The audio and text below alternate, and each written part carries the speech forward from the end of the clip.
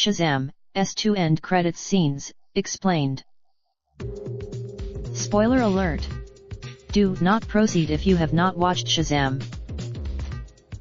Shazam has two credits scenes: a mid-credits scene that could tease out a future sequel and an end credits scene that's more of a joke. For over a decade now, most comic superhero movies have come with credits scenes.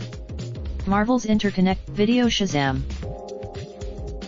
Warner Bros. Has now adopted the habit with its DC Comics films, albeit more inconsistently.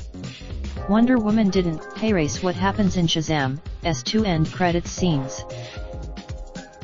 But then Sivana hears a disembodied voice that tells him it can help. Given Sivana's what it means, okay, so this scene may just come off weird or silly to people who are unfamiliar with comic books.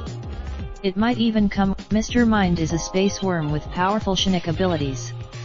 He's a master at, and in Black Adam's comic book origin story, Sivana has a role in resurrecting the villain. So this scene could, the second credits scene is a jokey reference to Aquaman. Throughout Shazam, Freddy conducts a battery of tests to try to figure out what Billy/Shazam's powers are, looking for everything from super strength to teleportation to flying. The movie's second credits scene reveals a final test, one to see if Billy can talk to fish. Gallery movies to watch in 2019 photo service. Billy fails, but not before dissing fish talking as a superpower. A callback to the classic burn that Aquaman isn't a very helpful superhero because all he can do is speak to marine life.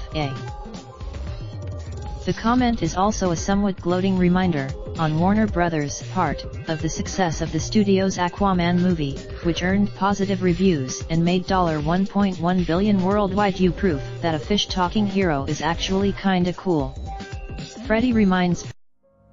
Raindrop, drop top, smoking, no cooking the hot pot. Fucking on your bitch, yeah, that. Looking up, open the park pot.